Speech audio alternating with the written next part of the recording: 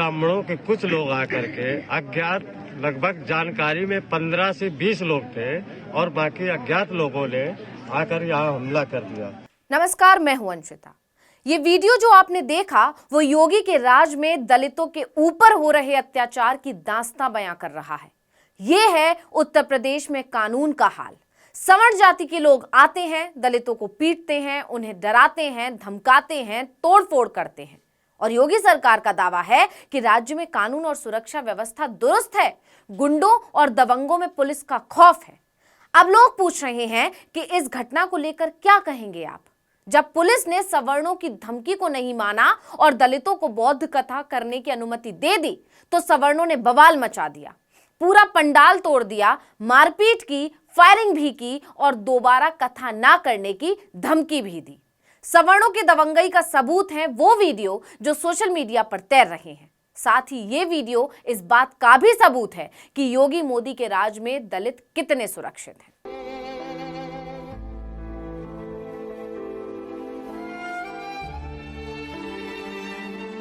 ये वीडियो कानपुर के साड़ थाना क्षेत्र के पहेवा गांव का है।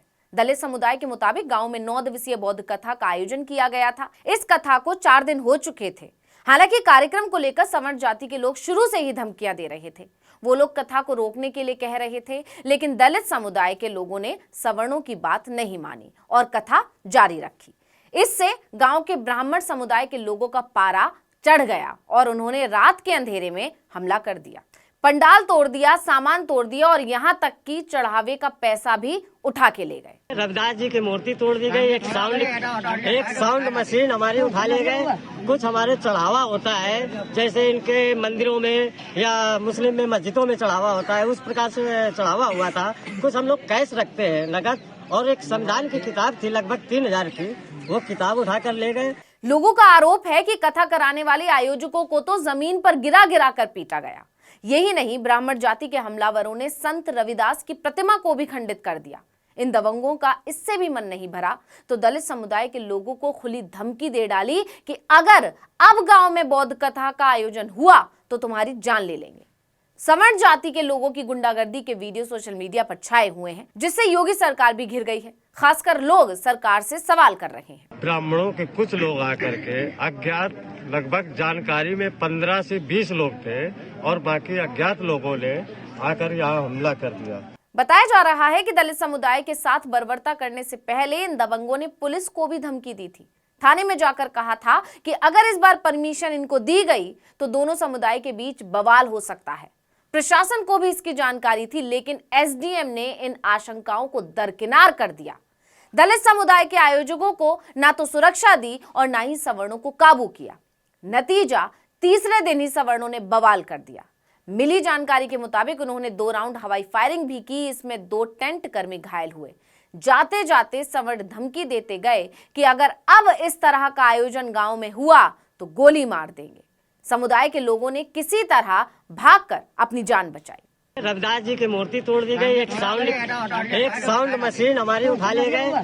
कुछ हमारे चढ़ावा होता है, जैसे इनके मंदिरों में या मुस्लिम में मस्जिदों में चढ़ावा होता है, उस प्रकार से चढ़ावा हुआ था। कुछ हम लोग कैश रखते हैं नगद, और एक संविधान की किताब थी लगभग 3000 की, वो किताब उठा कर ले गए। इसके बाद दलित समुदाय ने मामले की जानकारी पुलिस को दी। जानकारी मिलते ही एसीपी अभिषेक पांडे साड़ थाना प्रभारी भारी फोर्स के साथ मौके पर पहुंचे, लेकिन तब तक आरोपी मौके से भाग चुके थे।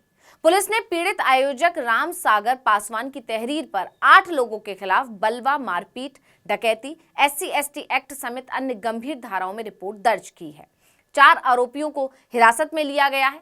पुलिस ने आरोपियों के खिलाफ FIR दर्ज की है। सुरक्षा के लिहाज से गांव में PAC और भारी पुलिस बल को तैनात किया गया है। खास बात यह है कि घटना में घाटमपुर की विधायक और अपना दल S की नेता सरोजपुरी के PRO मनीष तिवारी का भी नाम आ रहा है।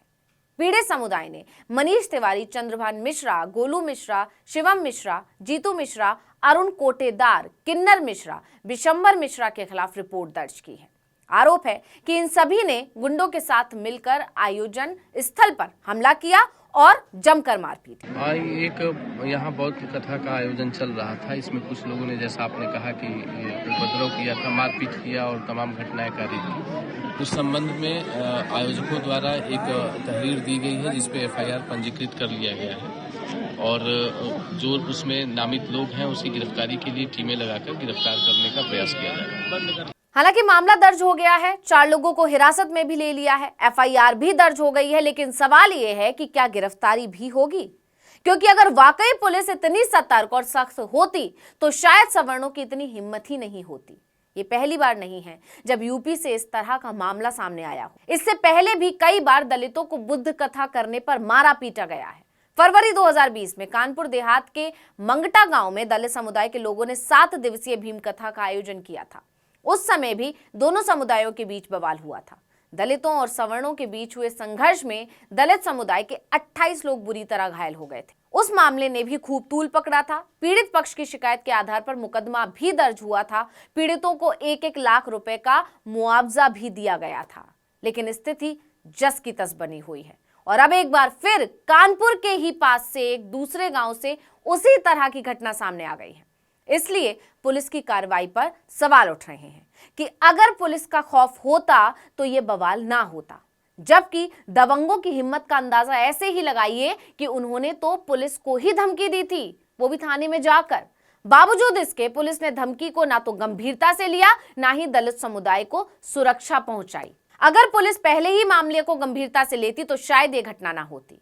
खैर, अब पुलिस ने शिकायत तो दर्ज कर ली है, देखना होगा कि गिरफ्तारी कब होगी। लेकिन सबसे बड़ा सवाल ये है कि आखिर भेदभाव का ये खेल कब रुकेगा? दलितों पर होने वाले अत्याचार पर आखिर कब विराम लगेगा? क्या यही है रामराज? इस वीडियो में इतना ही। आपसे अनुरोध है, यूट्यूब पर हमारे चैनल आर्टिकल 19 इंडिया को सब्सक्राइब कीजिए, फेसबुक पर लाइक कीजिए, कमेंट करके बताइए आपको हमारा ये वीडियो कैसा लगा। आने वाले दिनों में हम और किन मुद्दों पर वीडियो बनाएं ये भी जरूर बताइएगा। ट्विटर हैंडल है आर्टिकल 19_इंडिया, इसे भी फॉलो कर लीजिए। नमस्कार। ब्राह्मणों के कुछ लोग आकर के अज्ञात, लगभग जानकारी में 15 से 20 लोग थे और बाकी अज्ञात लोगों ने आकर यहाँ हमला कर दिया। रविदास जी की मूर्ति तोड़ दी गई, एक साउंड मशीन हमारी उठा ले गए। कुछ हमारे चढ़ावा होता है, जैसे इनके मंदिरों में या मुस्लिम में मस्जिदों में चढ़ावा होता है, उस प्रकार से चढ़ावा हुआ था। कुछ हम लोग कैश रखते हैं नगद, और एक संविधान की किताब थी लगभग 3000 की, वो किताब उठा कर ले गए। ब्राह्मणों के कुछ लोग आकर के अज्ञात, लगभग जानकारी में 15 से 20 लोग थे और बाकी अज्ञात लोगों ने आकर यहाँ हमला कर दिया।